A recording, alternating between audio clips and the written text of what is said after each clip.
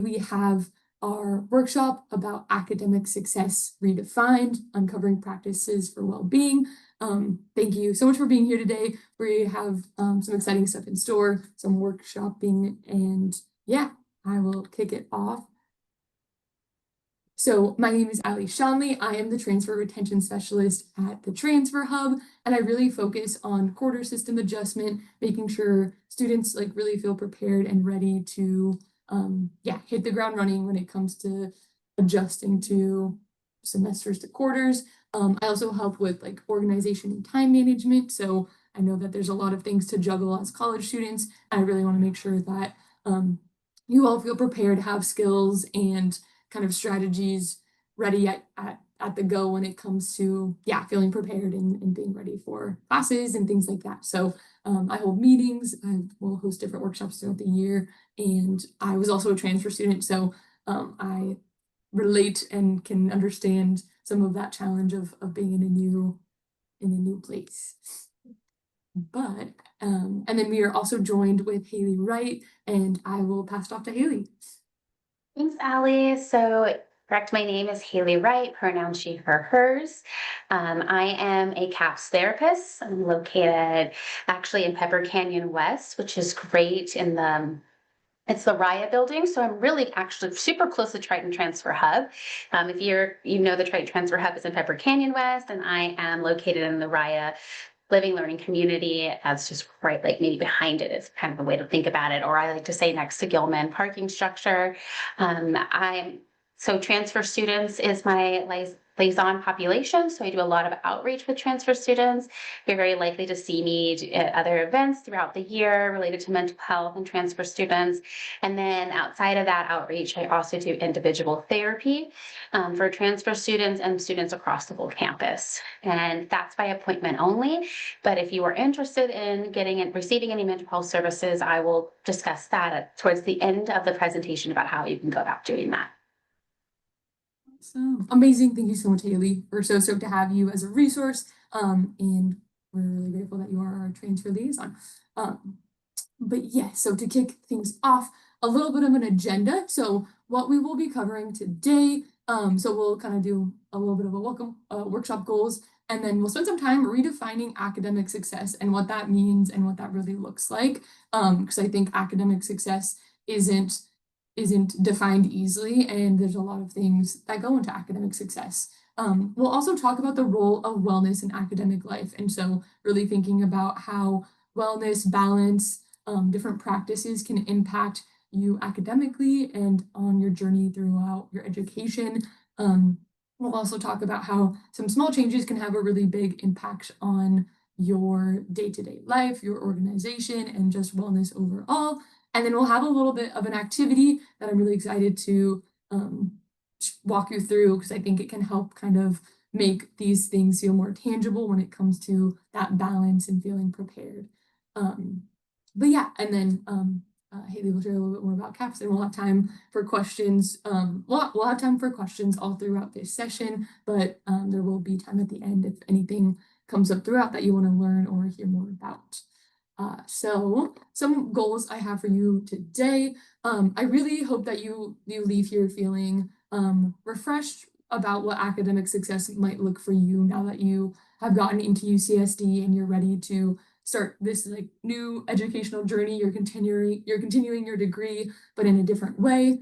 Now that you've transferred and worked really hard to accomplish that milestone, what does that look like now? And I also want you to leave here with resources that you can lean on and trust to make sure that you have that academic wellness in place, and that we can make sure that your overall well-being is supported throughout the year as well. And then also leaving with some small helpful practices that you can build into your weekly schedule, even before tests, exams, like stressful parts of the quarter. There are just tiny habits that you can build in that can really kind of offset some of that drain or feeling of overwhelm that I'm sure we've all experienced going through school. So yes, those are some goals I have for today.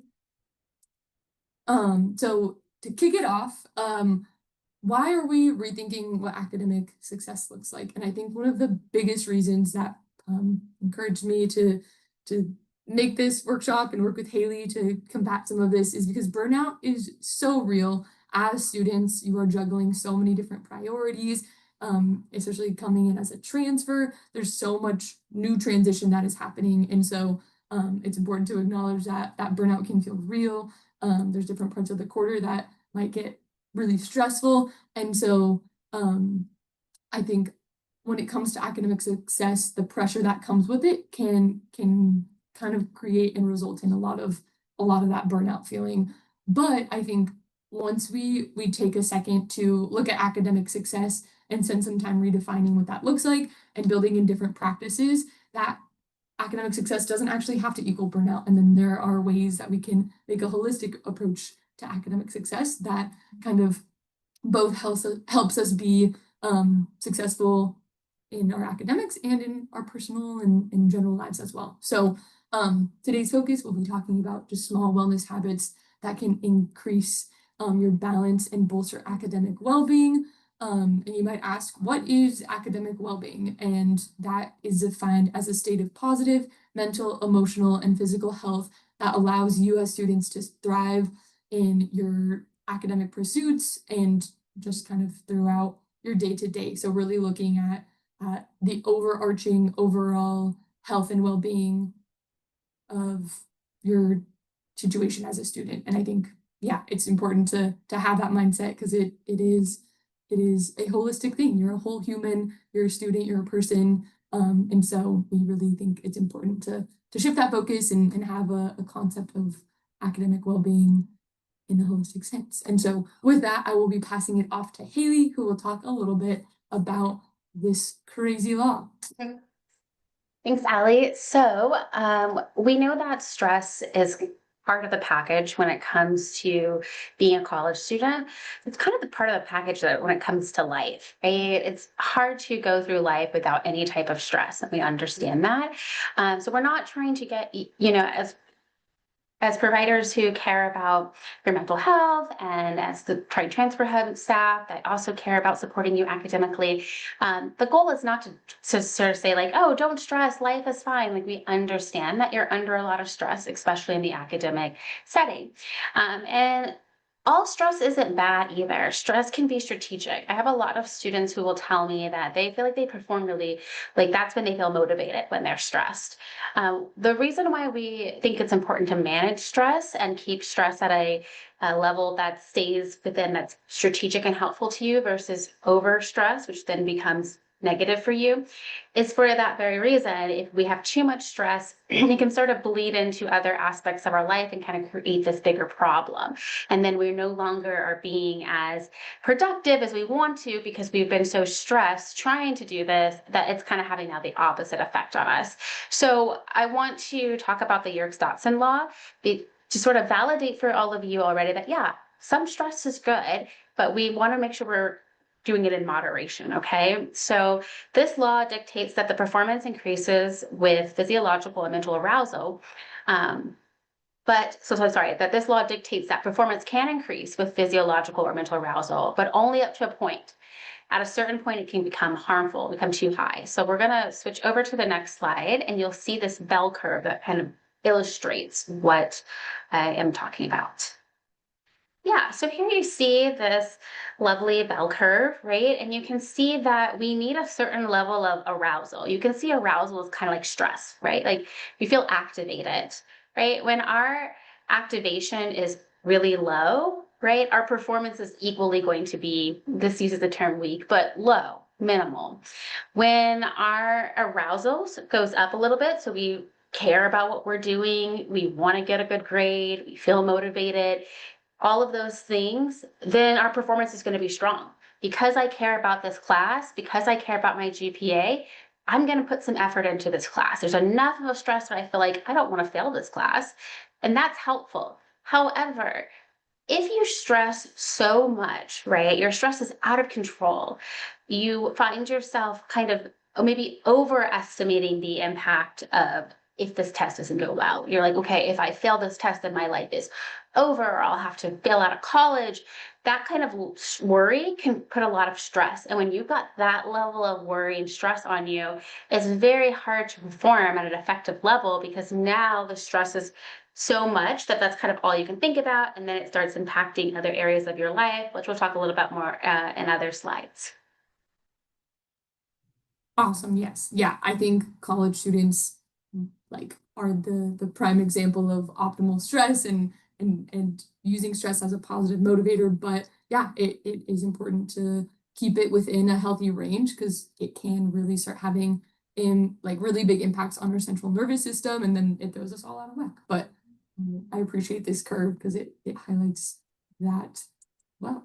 Um, so when it comes to academic success, I think redefining it has a lot of value. And I think there are some key reasons to that. And so I think I often ask myself, like towards the end of my collegiate career and now as a professional working with so many amazing students, I am wondering about what if instead of measuring our success by GPA, by overworking and perfectionism, we slightly shift that goalpost and change that goal a little bit. And so I think there might be value in having it framed as there being an old view solely focused on the grades that you're getting out of college, that perfect GPA, staying up super late, studying for midterms and things like that, and shifting that to a new view about building in small healthy habits and focusing on that genuine learning and balance.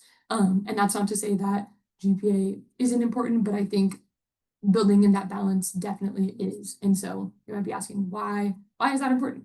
Um, I think one of the biggest things is that wellness does not separate is not separate from success. It is how we achieve it. By making wellness a priority, often a result or kind of yeah, often a result of that wellness can look like higher grades and stronger learning in classes and really actually like being able to take the material and absorb it and use it well, especially once you graduate.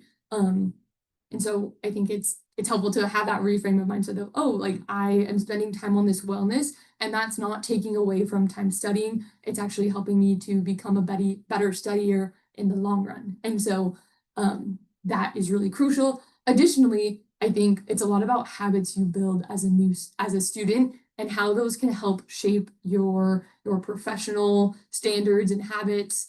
And so I think a big thing and an example I focus on a lot is procrastination. And like I was a master procrastinator all throughout undergrad, even maybe a little bit into my master's program. But as I started nearing my profession and getting closer to like my full-time career, I realized that I really needed to kick that procrastination habit because it wasn't serving me well and was just making me more stressed and tired and then wasn't performing well at work. And so I really took time reflecting on some of those habits I built as a student. And towards the end of grad school, I actually spent time like tying in wellness and seeing how I could confront that now rather than in a full-time 40-hour work week career. And so those habits will follow you for better or for worse. And so good to think about that. And additionally, a big part of this is recognizing and giving a lot of validation to the fact that you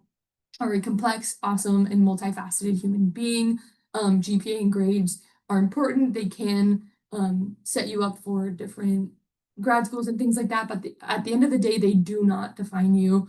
I think for myself as a student, I spent a lot of time worrying and plugging in the exact calculations to make sure I had certain grades. And at the end of the day, it has such a little impact on my life. And I think the amount of like self-worth I placed in it, it was ultimately like hurting me in the long run because it took me time, but I realized like I'm more than GPA, and so are you. You are awesome and worked so hard to get here. And a GPA is really just a numerical value. And I think there's so much beyond those numbers, and you're awesome. So that is also a big part of academic success and well-being and kind of having that holistic approach to what it looks like becoming a UCSD student and navigating. But On the note of procrastination, Haley also has a lot of really helpful insight onto that process because I know I'm not alone. I know we have some other procrastinators in this room. So, Haley, please, oh, let's see. Please share with us a little bit about that procrastination process. Do you mind going back just a slide? I wanted to kind of add on to what you were saying really quickly before it. Yes. So I wanted to add things. Ali, I think you need some great. Oh, am I having feedback? Can you hear me? I can hear myself double twice, but okay, I think it stopped. Okay, Okay. so I wanted to add that as Ali was saying about you're not defined by your GPA, I want you to take a moment for a second and think, what do you want your life to look like post college, right? That might feel really far off, but life goes by fast. As you see, we're going to be in 2026 by like two blinks. So take a second and think about what does your life look like after college, right? Who's there in your life? What are you doing? Maybe where do you live? How are you spending most evenings? What do mornings look like? How would you like for your life to look? If you were thinking, well, geez, I'd like to have maybe this kind of social life. I'd like to be doing this, maybe going on these vacations, or I'd like to be, if you come up with anything other than a 9 to 5 job, that's great. And so when we think about what life looks like after graduation, I know we can be kind of short-sighted and think that this is everything. And, I've got a GPA is everything, and I've got to get this so I can get a good job. But your life right now, academics is your job. Some people have jobs outside of academics, but for those who don't, academic is your job and you're hyper focused on it, and that makes sense. But understanding that that's not going to be the case forever. And especially if you don't want your life to be all I care about is getting a good job and my 9 to 5. So when we think about it doesn't define you, thinking like, what are the other things that I do enjoy? Like, I like music. I want to go to concerts, or I like to I cook. I want to make sure I make myself dinner at night. Like, those are all things that also need to be fed when we think of your wellness. Unless you want your life to be your 9 to 5 and you do your job really well. But other than that, nothing else matters. And when that's the case, we don't tend to not feel, that great about ourselves. So just kind of keeping that in mind about, right now you're in school. It's going to be a short time that you're in school compared to your entire life, and making sure that you are feeding other areas of wellness, other than just academics, so that life afterwards feels fulfilling too. So I'm going to go on about procrastination, as Ali has mentioned, and talk about that. So as Ali mentioned, I personally don't know anyone who does not struggle with procrastination. If there are people out there, then, and if they have found the ultimate life hack to not procrastinate in any capacity, then I need to talk to them, and they should be giving millions of, doing TED Talks and getting millions of dollars, because procrastination is such a normal human experience. And the key thing is catching yourself when you find yourself falling into that, right? And so procrastination is oftentimes a response to feeling an aversion to something. And so if you see here on this little kind of pie chart, but it really goes through steps, oftentimes we procrastinate on things that we have an aversion to because maybe they stress us out, right? Let me take it out of academics for a second. I have students who will share with me that they have been putting off telling their partner that they're currently with that they no longer want to be in the relationship. Why are they putting it off? Because the thought of hurting their partner's feelings makes them really sad. So they put that off. They have an aversion to feeling sad. People might say, well, okay, going back to academics, why would I put off studying? I know I need to study. Well, when I study, it really highlights for me what I don't know, and that stresses me out because I then think about how much this test is worth and all of those things. So oftentimes we procrastinate, even though things are important and things need to be done. Another example can be like people who put off going to the doctors, right? It's like, well, they know that they should go to the doctors if they're not feeling well and they can figure out what's going on, but they may have this fear that they're going to hear something about their health and it's going to give them a lot of anxiety. So the desire to procrastinate, the desire to avoid makes sense. We don't really run to things that we don't like. At the same time, we do have to persevere because those things are necessary, right? Like if you're feeling not well and it's things are getting worse, you need to go to the doctors to kind of get a hold of that. If you want to pass your class, you do need to eventually study. If you want to do less damage to your relationship, or if you're ending it, but still just do less damage, you need to eventually tell that person how you feel. So we want procrastination, even though it can be there, we want to recognize it as soon as possible and learn how to move through it. So as I mentioned, the first experience is usually aversion to the feelings that will come along with doing the thing that makes us nervous. Um, and then we avoid it. So we're like, oh, I don't want to do that. I don't want to feel anxious about the test. I don't want to feel like I'm not smart. I don't want to feel like I'm a bad person because I broke up with my partner. I don't want to even deal with the anxiety of waiting for test results. So I'm just going to avoid calling the doctor. I'm going to avoid studying, put that off a little bit longer so I don't have to feel that in the moment. Or I'm going to avoid talking to my partner because I don't want to feel that right now.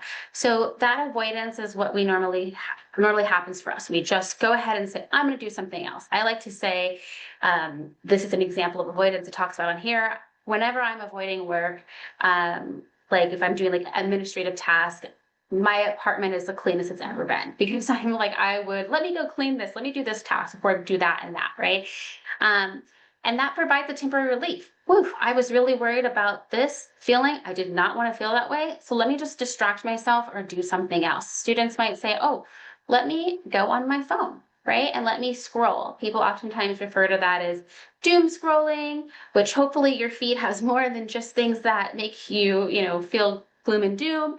But also people might go on social media and just look at a bunch of reels or hijinks, which can also sometimes make us feel worse if we're like, oh wow, everyone's presenting their life some way. But it does give you a break from the stress or the uncomfortable feeling you had about the possibility of doing something else. And so we feel that temporary relief. Like, I don't have to think about breaking up with my partner because I'm watching a movie and I can take a break from that. Or I don't have to think about all this work I have to get done before tomorrow because I'm cleaning my apartment right now. Right? We feel a sense of, in that moment, relief. However, that relief is temporary because we eventually finish the movie. We eventually finish cleaning the apartment. We eventually reach our limit on doom scrolling or scrolling social media where we're like, I just don't care anymore and I can't pull myself to it, or I have to do something else. So I have to be more in my mind than I was scrolling on the internet. And so that relief is taken from us and we're like, oh no, now I've lost time that I needed to do the thing that I needed to do. So now I'm even more stressed. Not only did I not want to do it in the first place, now I've got this even more time crunch, right? And again, some people say that they feel motivated in a time crunch. That can be the case for some, but the high level of stress that's caused in that moment has lasting effects. So that's what we're saying is it's kind of like a double-edged sword. If you're saying, oh, I need to go up to the very last minute, sure, but you're going to have so much stress in that moment trying to get things done in a time crunch that it's going to have a negative effect on you. So it increases our stress. And then we have this cycle where we're like, now I'm more worried, so I'm going to keep avoiding it. And now I feel bad that I'm avoiding it. So I want I highlight that to show that kind of procrastination, there's a process going on. What we're trying to do with procrastinating is to try to put off the uncomfortable feelings that come with doing the task. However, the more we put it off, the worse we feel. So that is sort of what I wanted to share about the procrastination process. Um, yes. Awesome. And I think even for me, I find this process explanation so helpful. I think having an actual breakdown of like what are the steps happening and why am I doing this, it makes me more aware of like if I am tending to procrastinate, like this is like at what point in the cycle I'm at. And so I think that awareness can help break up that cycle. And you can also go to CAPS and meet with Haley to combat it as well. So I awesome. wanted to just to add as well, like it's not a personal failure for procrastinating. It's a totally understandable thing. We don't run towards things that are uncomfortable. At the same time, it's not an effective strategy. It's a maladaptive behavior. So that's why it's recommended that you come to CAPS and talk about what's going on, what's getting in my way, because now it's causing more problems.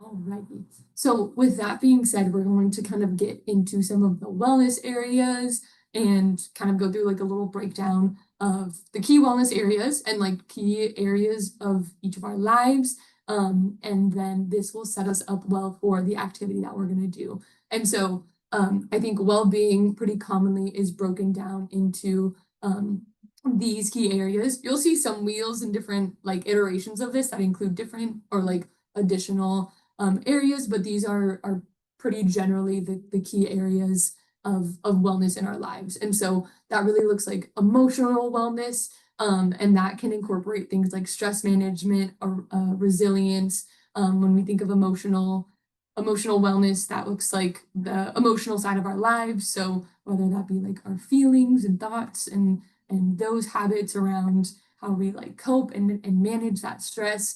Emotional really covers those types of factors in our emotional slash well-being area. Then we have environmental, and so that really looks like anything in your surrounding environment. That could be your surrounding environment itself. So whether that be your dorm room or your apartment or your home, that even includes your like study spaces, whether that be within your room or at the library, even spaces across campus. And so and campus itself is also falling into that environmental category as well. So good things to keep in mind when it comes to that environmental wellness. What does it look like to have a space in an environment that is contributing to that wellness? Then we also have physical, and so that really incorporates the general physical areas impacting us. So that really looks like sleep, which I know is challenging as students. That also looks like exercise and just kind of getting out, making our bodies move, staying healthful in that way, and then also nutrition. So the kinds of things we're eating and using to fuel that physical area aspect of our lives. Then we have social, and this can include a lot of different things. This can include families, just sense of belonging, your support system, whether that be friends or significant others. I think that is a big area of our lives, and so that is really key in wellness. We also have spiritual, so that looks like maybe purposeness, mindfulness, religion also can fall into this category, and so that I think is its own area of like maybe you like to meditate or pray or things like that. I think spiritual wellness can have a big impact on our lives as well. And then last but not least, we have that occupational and academic wellness. So that looks like whether that be your working alongside your academics, but mostly your job as a student. So kind of going to classes, making sure that you're studying for tests, finding that balance when it comes to like class organization. But so that is just kind of a little brief walkthrough of the key wellness areas. And I think, there's room for those areas to like merge and impact one another. But it's helpful to see those broken down. And then regarding these areas, we have a question, and I'll kick it off to Haley to ask. Yeah, so as we're talking about different areas of wellness, I want you all to take a second to think about your own life, right? And as you see that Ali mentioned quite a few in there. Um, and what I see with a lot of students is kind of an imbalance where they are putting their energy and their time when it comes to their wellness. So I want you to think for a minute, and if you could, I would love if you could put in the chat so we could see sort of interactively. You should all have access to the chat, correct, Ali? They'll have access to it. Okay. So if you could put in the chat, we'd love to see how much do you want to, if you think about all the areas of wellness, I want to think what percentage do you think you want to put towards academics? And I'm going to have asked Ali, can you go back a slide just so they can see the different areas? Yeah, so you see the different areas, right? We want to do all of them to be sort of whole and well, but think about how much you want to put towards academics. So I see some folks think you have already been putting in, they want 75% to be academics. Anyone else have any thoughts? What do they want? How big do they want their, to devote to academics when they think of their wellness? I see that there is an 80%, and someone said 45%. Yeah. So these are things, it's a good idea to think about that.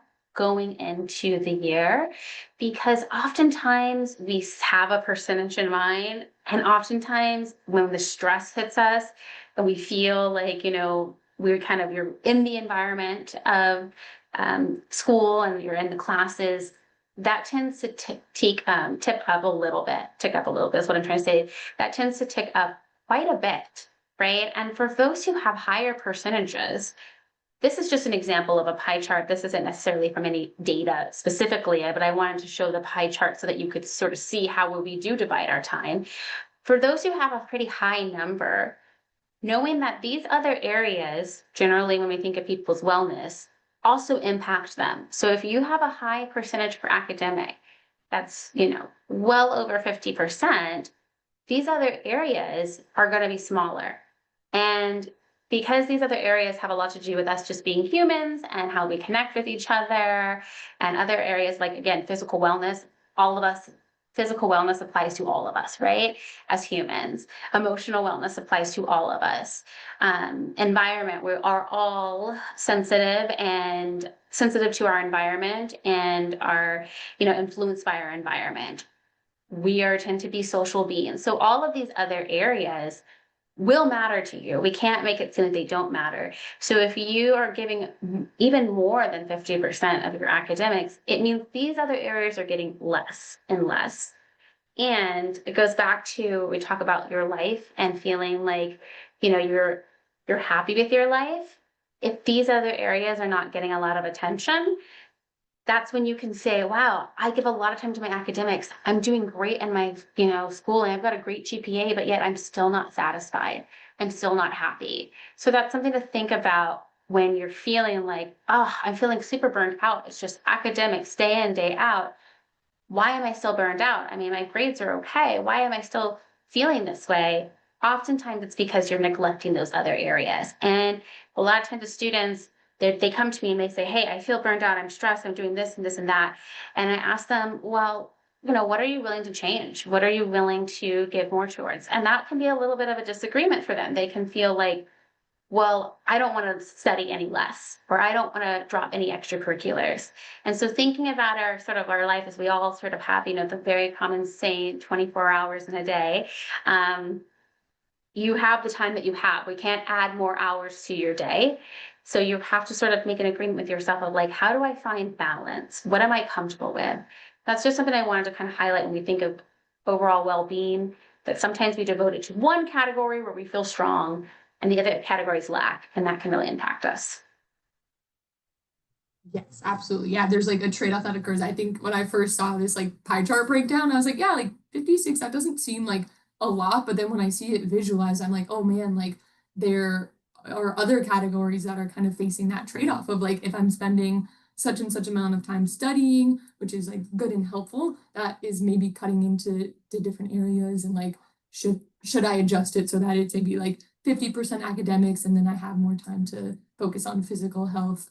But yeah, I think it can be helpful to have this visual because it sets a different light on that percentage breakdown of our lives. With that, as we've been talking about that stress and fitting everything into the pie, it's really important to focus on time management because as we see our energy and time being dedicated to each area, it can get hard to like stay balanced and once one goes really out of whack, it can push things completely off the chart. I mean, that happened for me countless times as a student. I would get too busy like studying and then sleep would really go downhill. And so there are really helpful ways to just manage that. And that can be it can be in small teensy habits built up over time that can prevent some of that like some of those wellness areas being completely like shifted off the chart. And so that looks like time management equals energy management. And so it's really more than just like scheduling and staying organized, but it's really about protecting your capacity to focus on your well-being, you're protecting your capacity to manage your classes well, and things like that. And so it's also about prioritizing based on values, not just those deadlines and those pressures. I think once like on the notion of that academic wellness and redefining it, that also might look like shifting our values of like, I want an A in this class to like, I want to feel ready and prepared to remember this information. And I think that can help a lot when it comes to like our preparation for studying and going to class and things. So on that note, there are some just general helpful notes and tools. And these are tools I have learned from my own experience as a student, from other students here, especially like our transfer coaches within the transfer hub. One of the biggest ones I hear over and over and over again is having a Google Calendar or an Outlook calendar where time is being blocked off. And so I kind of mentioned in my previous workshops that mental offloading is a huge benefit of doing those to-do lists, having a calendar to mark things down. I like am the kind of person who will tell myself like, oh, I need to remember to do this, and then it takes up space in my brain. And once I actually have it somewhere, I feel better about it and I won't forget, and it doesn't take up that space in my brain. And so using those calendaring and planner type skills and tools can really help with that time management. There's also like the Pomodoro method for studying. So it's giving yourself a certain amount of time using a timer and only studying during that timer and then giving yourself breaks. That can be really beneficial. Time blocking, that kind of goes along with the calendar. So making sure you're giving yourself like a wellness break during your busy class schedules, or really intentionally timing breaks in between class so that you can either go on a walk or eat some food. And then also, I think task sorting can be really effective when it comes to knowing what to prioritize in what order. Things get really busy, and so I think that can be really helpful in terms of like figuring out what needs to get done first and going from there. So energy, time management is huge. We can also meet with me or a coach to actually walk through a time management practice. A big thing is also nutrition and exercise. I think these are very commonly areas that might tend to get pushed off of the map once we start really focusing and grinding in classes. I think nutrition and exercise have huge benefits on your wellness and your mental retention and things like that. And so I think balanced meals are really important to focus on. There are a lot of different dining options across campus, but then there's also like a lot of free food options. So we have snacks in the hub. We try to keep that stacked up. And so if you're feeling hungry in between a class, you can come in and grab trail mix. We also have our food pantry within our space, and then there's also a larger food pantry on campus. I got this note from Haley. There is the UCSD app, and there is a free food notification. So within the app, you can actually go in and turn on a notification that gives you a little alert when there is an event on campus that has free food, which can be so handy and can save money and time. And so I definitely recommend checking that out because if I was a student, that would be like the first thing I would do. But yes, there's so much free food across campus, and so it's really beneficial to have that balance and make that nutrition a priority. And then I think movement also goes a long way as well. We spend a lot of time maybe watching Zooms or sitting in class, and so finding times to maybe go on walks. You have a gym membership that has free access, and so having opportunities to use that and get in motion can help with that mental offloading and stress reduction as well. And so, ooh, we have a question in the chat. So what is the name of the app for the free food? Haley, is there any chance you know more about the app?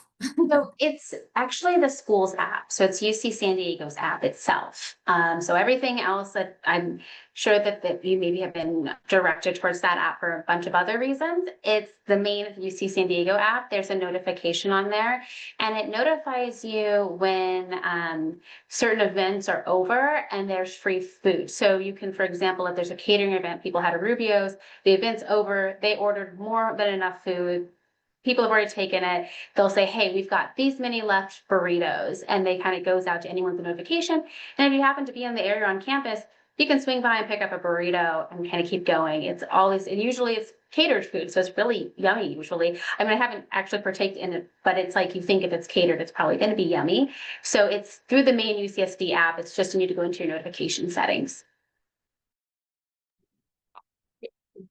Yeah. Figure it out. But yeah, so Your, um, your audio is going out again. You might want to do the phone call that you did last week because it's very difficult okay. on our. Good. Okay, I will pass it over to Haley to talk a Nope, little now bit. it's perfect. I don't know what Okay. changed. Okay. Anyways, I'm gonna pass to Haley soon, but a quick tip, if you scan that QR code, it will actually take you to walking maps across campus. And so that can be really helpful. UCSC is a beautiful campus, and I think there's also like a hiking club, and we have some of the most beautiful hikes around. And so definitely check that out about seeing if you can squeeze in a walk in between classes. But yes, I will pass it off to Haley about talking about sleep. Thanks, Ellie. So sleep is super foundational. As a mental health therapist, I'm always promoting this in my sessions. Oftentimes, as Ali said, when we are so stressed with all the different things going on in our life, we are first things we're dropping is saying like, what can I cut? Sleep, eating, connecting with friends. Sleep is one of the ones that will have one of the most, like, I don't want to say all of them are important, but it will have a major impact if you start to have your stress and your academic workload impact your sleep. The reason for that is because sleep impacts every other area. So oftentimes when folks are feeling burned out or they're feeling overwhelmed, and they're like, gosh, I haven't been to the gym in a while. I haven't hung out with my friends in a while. Oh, Ali, I think you've got the popped up on the screen, just so you know. I haven't done this in a while, and I just like, I'm not drinking water. They're listing off a variety of things that they used to do that have, fallen. And then they're like, oh, and I also have been going to sleep later and later. Oftentimes I will encourage students to let's focus on getting their sleep back on track because that bleeds into everything else. Getting more sleep gives you more energy. Getting more sleep improves our mood, right? We have more of a tolerance for the day-to-day stressors, right? Getting more sleep means that we can concentrate better in class and things. And so sleep is foundational and is really important because it affects everything else. So generally, if you feel like a lot of things have fallen off, if you can get sleep back on track, then some of the other things will start to fall in place, right? And so get it, there's going to be some all-nighters that happen. I would say maybe in my college career and undergrad, maybe there's like 3 or 4. But so it's going to happen, but you don't want that to become the habit. The best thing for sleep is to have a regular sleep schedule. You go to bed at the same time every night, even on weekends when you don't have school, because that trains your body to get tired at the same time. If you're all over the place, your body is like going to be staying alert and not knowing when to. Wind down routines are really important, right? Like your body, again, you want to sort of get your body conditioned to, oh, I'm starting to brush my teeth. The lights are lowering in here. It's around this time. I'm maybe limiting my screens. You're training your body. Like when we get into this kind of mode, I'm also winding down, right? If you're doing academics up to the very last minute and then you put your pencil down or you're finished with your tablet and then you just jump in bed, it's really hard to turn off your brain at that point. So you want to step away from your studying or whatever you were doing that was really active and wind down so that your brain has a moment to also be part of that transition. A lot of times students will tell me like, well, as soon as I finish, when I go to bed, my mind is racing with all my responsibilities. Well, that's because your mind was really active and activated with doing other things. And then also limiting screen time before bed, that keeps you even just a little bit aroused. It keeps you from falling asleep. And I know that can be tempting when we're trying to avoid having certain thoughts or worries and fears. However, it's really not going to help you in the long term if you're trying to get your sleep on track. For sure. Yeah, I've heard things about like the blue light and how it keeps our brains a little bit awake, and so those screens are tempting, but can make it much harder to sleep. But yeah, sleep is a big deal. So with all that being said, with the overviews of the different areas of wellness, we would love to switch to a little bit of an activity. And so there are different ways to pull up this activity. We actually have editable templates for you to use. And so if you have a Canva account, you can scan the top one. And then there's also an editable PDF template if you can pull it up in your Adobe browser, but I'm going to share those in the chat as well. Don't mind me, I'm gonna open up my files. I don't know if you can see those, but I will throw these here. So, it's just a little academic wellness template. I think it can be really helpful to actually map out and plan and write down that goal to help keep us accountable and be able to connect it back to a resource. And so I made an editable template. If you are near campus, feel free to come and print it out in the hub. But if you do open it up using Canva, you should be able to edit it yourself. I also am submitting into the chat a little Word doc. If these other versions aren't working, you should be able to open up the Word doc, but I think it might make the formatting a little weird.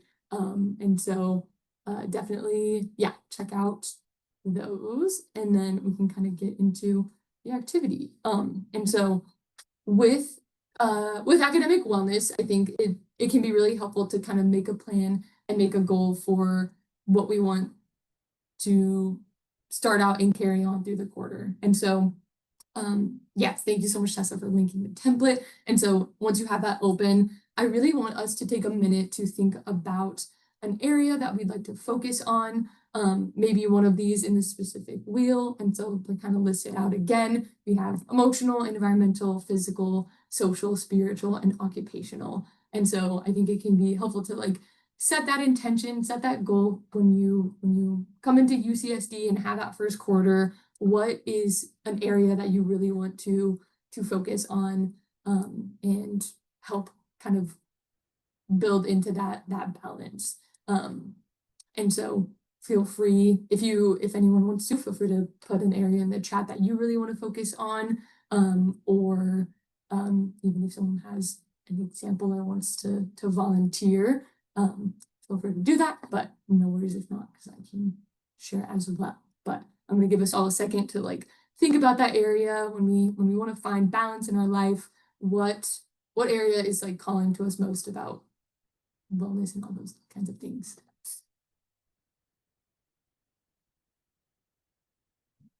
And then also we're going to stop the recording. If anyone wants to share, feel free. It won't be posted.